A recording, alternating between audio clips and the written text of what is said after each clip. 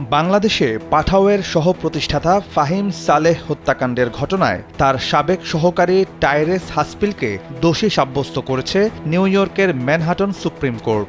২০২০ সালের ১৩ জুলাই নিউ ইয়র্কের নিজ অ্যাপার্টমেন্টে খুন হয়েছিলেন বাংলাদেশি বংশোদ্ভূত যুক্তরাষ্ট্রের নাগরিক Fahim Saleh. Ride sharing platform পাঠাওয়ের সহ-প্রতিষ্ঠাতা ছাড়াও তথ্য প্রযুক্তি খাতের একজন সফল উদ্যোক্তা ছিলেন তিনি।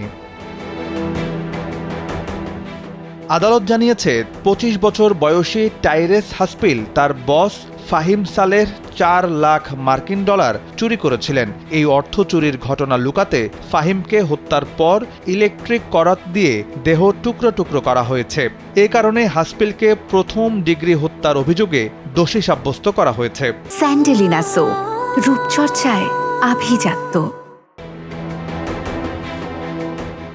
যদিও আদালতে হাসপিল দাবি করেছেন তিনি তার প্রেমিকাকে আকৃষ্ট করার লক্ষ্যে তাকে নানা উপহার দিতে ফাহিমের অর্থ চুরি করেছিলেন। সেই ঘটনা লুকাতেই এই হত্যাকাণ্ড ঘটিয়েছেন তিনি। তবে বিচারক তার এই দাবি প্রত্যাখ্যান করেছেন।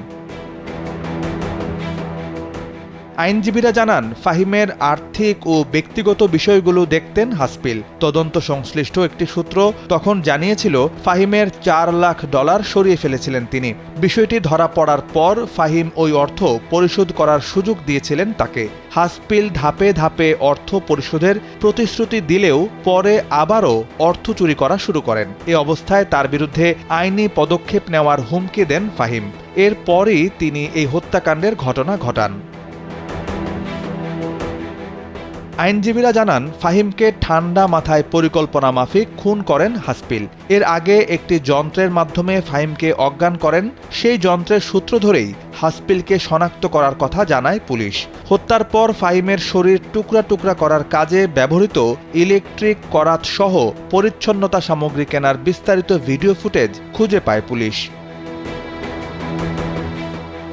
তবে হাসপিলের আইনজীবীরা আদালতে যুক্তি দিয়েছেন, হাসপিল মানসিকভাবে বিপর্যস্ত হয়ে এই হত্যাকাণ্ড ঘটিয়েছেন। তারা তাকে কম সাজা দেওয়ার আবেদন জানিয়েছেন। কিন্তু গত সোমবার ১২ সদস্যের জুরি বোর্ড তাদের দাবি নাকচ করে দিয়েছেন। আগামী ১০ সেপ্টেম্বর এই মামলায় হাসপিলের সাজা ঘোষণার দিন ধার্য করা হয়েছে। তার ২৫ বছর থেকে যাবজ্জীবন কারাদণ্ড হতে পারে।